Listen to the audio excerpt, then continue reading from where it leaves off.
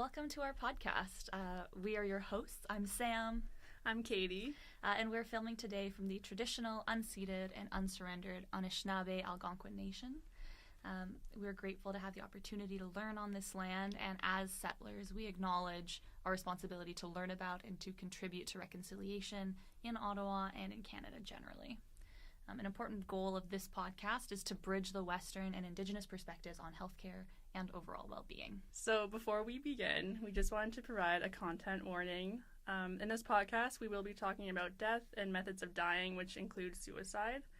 We will also be discussing mental health and symptoms of various mental health illnesses. In the description of the podcast, there's a list of accessible mental health resources available, such as the Canada-wide Suicide Crisis Helpline, which is accessible 24/7 by calling 988. So just to introduce ourselves a little bit more, we're two Master of Social Work students, and we've taken on this podcast as part of our education and part of a social justice project as well. Welcome back to episode 2. In episode 2, we're going to focus on how ableism and sanism are kind of rooted in our society and how this is manifested through MAiD policies and MAiD discussions. We're going to jump right into it then by defining what ableism and sanism are and what they actually look like in our society right now. So ableism can be defined by the discrimination of and social prejudice against people with physical and mental disabilities based on the belief that typical abilities are superior. And at its heart, ableism is kind of rooted around people with disabilities needing fixing or that something's wrong with them. Yeah, sanism kind of follows along that same line, but is specifically trying to describe the experiences of people who have received mental health diagnoses or treatment.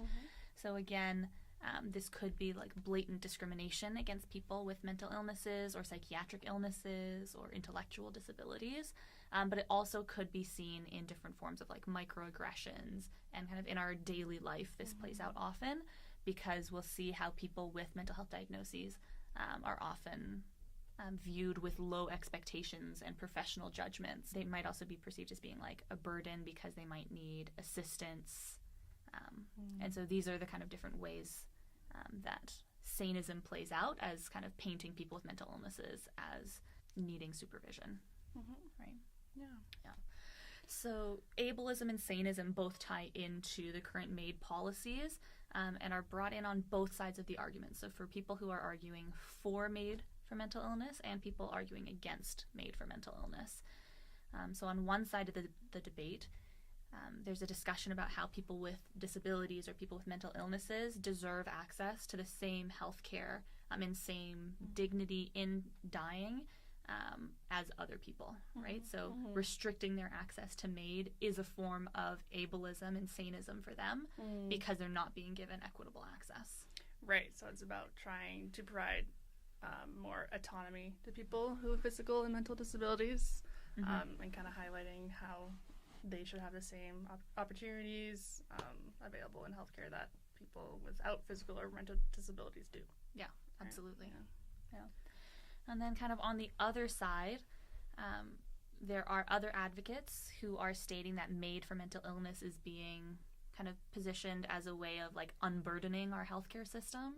These advocates are arguing that the Canadian government thinks that MAiD is cheaper, right, than paying for appropriate healthcare services for people with disabilities or people who are accessing mental health services. And so they argue that increasing access to MAiD is actually a way of like eliminating people who have a diagnosis. Right. So it kind of gets into our society and a lot of lack of social services that Canadians need, especially those with disabilities. It really ties into a lot of our conversations around adequate housing, adequate services for counseling, disability, and putting the emphasis on the state for trying to provide those services, which have been very inadequate for a long time in Canada and continue to be so. It's really interesting to think about how Canada is viewing people with disabilities and how that is a big part of the MAiD discussions going on right now. For sure. And like this debate has been super contentious on both sides of people that are advocating for and against MAiD, which is really interesting because they're pulling from the same argument that people with disabilities and people with mental illnesses deserve good treatment, right? They deserve to have a good quality of life, right?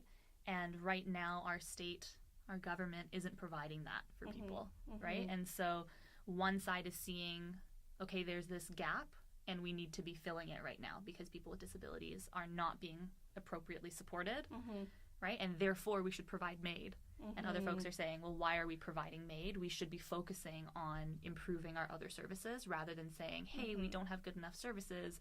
The solution is to assist you in dying then. Exactly. Yeah, like there have been multiple news articles highlighting that people who are unhoused and who are disabled have expressed interest in MAiD on the basis of, I don't want to live like this anymore. And so it was really interesting to hear that people who are wanting MAiD, it might not necessarily be on the basis of a physical or mental health condition, but rather the lack of social services that they need for any adequate quality of life. Yeah. I'm trying to pull up a specific quote because you're talking about a couple of media examples, because I think the way that we are talking about it and framing it in the media is incredibly important, right? Because this is how people are getting the majority of their information about MAiD, right? It's not through speaking with doctors and researchers, but instead hearing the reports that are coming out, and that really shapes our public opinion of MAiD. There's a really good resource book that we found called Medical Assistance in Dying in Canada. And one of the chapters, Chapter 19, is about MAiD. It's called MAiD to Die by Medical and Systemic Ableism. And one quote in here is from a Canadian disability scholar who says, when an individual chooses death as the only viable way to escape an intolerable situation, partly brought on by the social environment, it seems unfair to say that this is an expression of self-determination or autonomy, which is essentially what we're saying. So it's one side of the debate is that yes, improving and allowing individuals with mental health to access this service is taking away the stigma of mental health, or working towards trying to destigmatize mental health. But again, is it really self-determination and autonomy if someone with a disability or who's unhoused comes to the state and says, I need help with these things, and the state goes, well, we can provide you MAiD. Absolutely. I think that also ties into one of the eligibility criteria for MAiD, which is that folks need to be able to provide informed consent.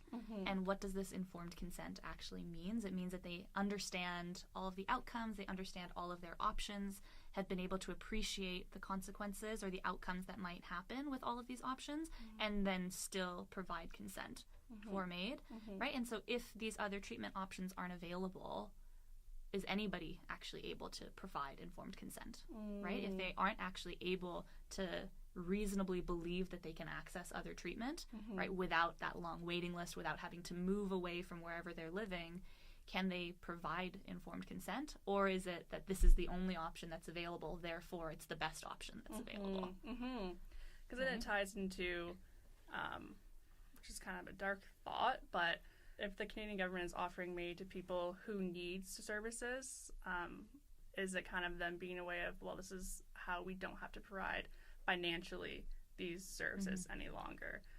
We know that we are already lacking so many social services, which we'll continue to say throughout the podcast, but I don't know, has this just been a way for the government to continue on this path of we will not be improving funding for any of these social programs? Yeah, I think that is absolutely a dark and yet incredibly relevant thought, right? It's the government's job to try and efficiently or effectively fund as many services as they can, or as few services as they can, depending on the perspective, right? And so if we are coming from the understanding that our society is colonial and ableist, then absolutely, right? Our government is not putting forward the funding that's actually going to make our society livable for everybody, right? Exactly. If we kind of come back to that idea of like ableism and sanism, because we're focusing a lot here on one area. If we think more about sanism and that ability to consent, one important piece I want to pull at is Ontario, right now where we are, the Healthcare Consent Act describes capacity, so this ability to consent, as a fluid concept, right? And so that means that a person with a mental illness or with a psychiatric illness, or really any person, depending on what we might experience in life, right, will have their capacity change over time and change in relation to whatever treatment they're getting, right? So when we're talking about MAiD for mental illness and how we're actually going to roll out this process, we have to also consider what this means for people who experience mania, psychosis, delusions, hallucinations, right? So they will be assessed at their best when they are able to consent to treatment. So that's when their initial assessment would happen. But then because their death isn't reasonably foreseeable, there's that 90-day waiting period. And then they have to provide final consent, right? The day that they are to receive MAiD, if they are approved, they have to be able to consent again. So if that person is then experiencing that mania or psychosis, right, they are no longer able to consent to treatment, right? And so what does that mean when they were assessed as capable to consent, and then on the day where they're supposed to receive the provision of MAiD, they're no longer able to consent, right? So we have to really think about how the policies and legislation around MAiD for mental illness need to consider specifically guidelines and safeguards in place for people with these psychiatric conditions as well. I think that's a huge part of this conversation, and something that the Canadian government has said why they've delayed the date to include mental health until March 2027 is to really research more about how this would be implemented and what safeguards would actually be needed, because that's a huge part of it. Like, of course there has to be some sort of safeguards in place to decide who is allowed to make that final consent if they lose capacity, if they don't lose capacity, and who is deciding what losing capacity looks like. Because losing capacity can look really different on a lot of different people. I think that's really important to talk about this delay and how it can be really beneficial, right, for healthcare providers and as like a safeguard for our community members, to make sure that we're using this time to really actually do appropriate research, widespread consultation with many different stakeholders, right? It is also important to note, though, that MAiD was initially approved, and then one date was set. I believe it was 2023, and then that was delayed until March of 2024, and then it has been delayed again until 2027, right? So on the one hand, it's great that we're doing our due diligence and making sure that we're doing this research to be able to roll out MAiD in a way that's going to consider all of these really difficult nuances. It's also potentially incredibly frustrating, right, for people that were relieved to hear that MAiD was going to be offered, and maybe they were interested in applying, right? They've been preparing for this, they've been thinking about accessing MAiD, and it's been pushed back now 2 times, right, several years down the road, right? And so this is again another example of, okay, what is the government doing to provide this service, right? Why was the first pushback not enough time, right? And so that question of, okay, what is the government actually doing to prepare? Can they be more transparent in what they're doing as well? Exactly. I was about to say, like, will the results of any research that they've been doing throughout these years be published to the public? Like, will we have access to see what they found? Who were they surveying? Were they actually talking to people who express interest in MAiD solely for mental health? Or are they talking to people who express interest in MAiD for a physical condition? So it's interesting because on their website they don't really outline reasons for pushing the date to 2027, except for just saying more research is needed for safeguards, which is valid. There definitely is, but what does that look like? Like, what should Canadians expect within this period waiting?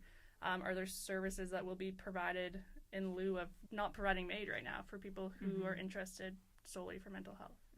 For sure. So. Yeah, and I think kind of tying back to what you were talking about earlier about the like different intersections that exist for people with disabilities, right? Like, often people might not be housed, might not be among the richest in Canada here, right? Often they're underemployed. They might be on welfare, right? They might be on ODSP. which is the Ontario Disability Support Program. And so if we're thinking about it that way as well, is the government going to publish this research? Are they going to publish this information in a way that's actually accessible for people to find and to understand, right? Even for us doing research for this podcast, it's incredibly hard to find information about what the government is doing, like you said. Very hard. Right? Like, and we are folks that are doing graduate studies right now. And right? have access to a lot of research through our institution. We can access a lot of research articles that we wouldn't be able to if we weren't enrolled in a program. Right. And it's also really difficult just because this is a policy that is changing a lot right now. And you'll notice we referred to the guidelines in the first episode. Those are the current guidelines of November 2024, the date that we're recording this podcast. Those can absolutely change, and they probably will change. So it's important to try to keep up to date on this topic if this is of interest to you or someone you love or know. Another really important topic in the conversation of ableism and sanism within MAiD is talking about where people with intellectual disabilities fit in this discussion and what this might look like for them. So to kind of talk about this, we looked at research from other countries who have legal physician-assisted deaths. So in 2021, there was a large study done looking at Dutch case studies of physician-assisted deaths. And these were completed in the Netherlands. And these physician-assisted deaths were solely based on an intellectual disability or autism spectrum disorder. So the study indicated that intellectual disabilities or autism were the sole cause of suffering described in 21% of the cases. So there's no other physical condition associated with that case.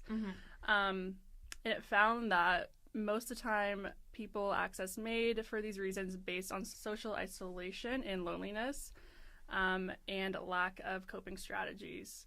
So it kind of ties into past history movements that have also discriminated against people with disabilities. One paper we saw compared physician-assisted death, especially with intellectual disability patients, to eugenics. So kind of comparing this policy to eugenics and what does that mean for this demographic. So the idea behind eugenics was that society would eliminate these populations through sterilization to rid society of people who are seen as unfit. So some disability advocates have seen MAiD and physician-assisted death as a way to kind of rid of this population, which again, very dark, very scary thought. Absolutely. But some people are coming forward and being like, this is not just, like, this is not patient autonomy. You're giving people an option to die solely based on them having an intellectual disability. There are people who suffer from poor quality of life based on the fact that they don't have social supports in place to support them. Absolutely. So again, it's looking at people who are suffering with autism, with intellectual disabilities, needing support, and then being given the service of physician-assisted death instead. It completely echoes what we're hearing in Canada as well. And I think that's, of course, like a really dark example, like you mentioned, but it is part of the discussion that's happening, right? Is that the beliefs that underlined eugenics were ableist and colonial and sanist, right? And we're seeing those same root issues here in the policies that we're talking about today. One other important component that I want to touch on that isn't directly related to ableism and sanism is the concept of like suicidality and suicidism. And so one thing to note about this change to include MAiD with mental illness, or MAiD for mental illness, is that since we are getting rid of that clause where death needs to be reasonable, foreseeable, and in fact Canada has already released that, as we talked about with Track 2, this has altered the distinction between MAiD and suicide, right? So if death is no longer reasonably foreseeable, is MAiD just suicide, right? And so there needs to be a greater emphasis, according to a lot of organizations in Canada, including the Canadian Mental Health Association, right, to pair MAiD with suicide prevention efforts, right?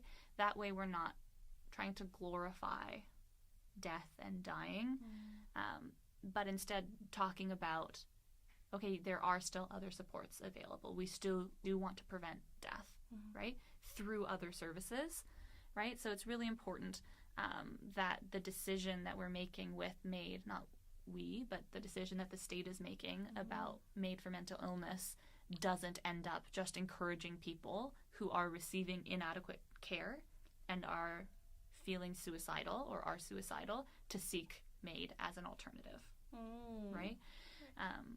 And this is really important as well because there are certain populations that are at a higher risk for suicide, right? So this includes like Indigenous men, for example. This is a community that has a very high rate of suicide, right? And so by creating these policies without also putting in place measures that will prevent suicide or educate people about what is available, right? We might be perpetuating privilege, right? We're not thinking actually about how this policy differently affects populations that are at risk for suicide already, right? So exactly. It kind of goes back to how this policy is stemming from a colonial healthcare system and really not considering what different groups will view this policy as, which we kind of get into our next episode as well. Yeah, that's going to be a main focus of our next episode. So I just wanted to kind of give a little preface there because I think, as we talked about with intersectionality, all of these things are very, very closely entwined when we're talking about ableism and sanism and our welfare state and colonialism and all of these pieces. We can't talk about one without touching on those other pieces. They are all so closely entwined. Yeah. One last aspect I want to quickly throw in as well is when we're talking about people with disabilities and we're talking about healthcare is the idea of this like client and practitioner relationship, right? And the trust and rapport that often exists between people who are regularly accessing services. On the one hand, disabled people with mental illnesses have likely experienced a lot of trauma in our healthcare system, right? They have been really forced to advocate for themselves to get to these services, right? Because they're so inaccessible. They get stuck at the end of big waiting lists and they're waiting a long time to get services that just simply are not there, right? And so for these people having to advocate for MAiD, right, when there's already so much stigma around it and so much stigma about disability and mental illness, it's really important that we are talking openly about MAiD, who is eligible, how you can access it, right? Because right now in a lot of healthcare systems, the pressure is put on the patient, on the client, to bring up MAiD to the practitioner. And there's been a lot of views about what does it mean if a doctor brings up MAiD, and does that pressure the patient to want to access MAiD? So talking about like client practitioner rapport is really big also, about privilege and who accesses MAiD. Absolutely. Like kind of along that line, I read one paper by Wright and Shaw, and all of these references that we're talking about will be included in the description of our video. But some physicians and assessors for MAiD, or just some doctors, don't want to bring MAiD up and seem like they're encouraging death especially for people who belong to a vulnerable population, right? So unhoused people with substance use disorders, seniors, right? Doctors don't want to seem like they're pushing people towards death. Their Hippocratic oath, right, is about helping people, causing no harm, right? And so because of the way that MAiD has been framed, a lot of doctors feel pressure, it seems, that bringing up MAiD is counterintuitive, right? It doesn't go along. Right. But then again, that, like we said, that puts a lot of pressure on patients because doctors have that position of power, right? They're the ones who are most informed about what services are accessible, and instead patients are going to have to go and do their own research and then advocate for themselves again. Right. It's interesting to think about doctors not bringing up MAiD as an option for healthcare because it is the doctor's ethical duties to provide patients, clients, with a list of services that they are eligible for and can access. And doctors and nurse practitioners, we haven't brought this up yet, I think, but they do have the right to choose not to participate, right? So if they don't want to assess somebody for MAiD, if they don't want to be the ones to provide MAiD, they absolutely have the right to object to that and not participate in it. However, it is still their responsibility to do an effective referral to someone else, right? It is still their responsibility to respect the patient's wishes and their goals of care, right? And so I think that's a really important piece to note, is that absolutely it's their responsibility to inform their patients and clients of what services are out there, like any other service, even if for ethical and moral reasons they choose not to participate. Because it also brings into the subjectivity of doctors and what doctor decides if MAiD is a good option for someone. That is a very subjective thing, and I think that's kind of what is going on in the discussions right now about trying to standardize these safeguards and standardize the processes of MAiD, because really they're not standardized for people with mental health, and it really ties into the morals and values of the doctor and what services they morally think they should be providing you with. Yeah, I think that ties back to what we were saying at the beginning of this episode, right? About the fact that, like, who decides if a mental illness is irremediable, right? That is a major question that's coming out right now, right? Is that we are placing the onus on doctors and nurse practitioners to say, I believe that this client is not going to recover, right? And we know that people have recovered, right? And can have a full quality of life, even with a mental illness, even with a disability. And so it's really important to say it is absolutely a value-based and subjective choice for these doctors, and it's a big responsibility. It is, right? And so it is important to note that piece of it, right? Is that what criteria are we using, right, to decide if somebody's illness is irremediable? Yeah, it's like, what does it mean to hear someone, especially a doctor, tell you that your suffering isn't bad enough for you to access this healthcare service, but this other person's is, and that's my opinion. And because of this, you can't access a service that you may be interested in. You may want to access MAiD. We just want to talk about the nuances of those ethical and cultural considerations, because it does play a huge part in this. And this isn't something new in healthcare. Like, doctors' personal opinions and beliefs have always come up in patient care. But now, what does that look like when the patient care and service may lead to someone's death?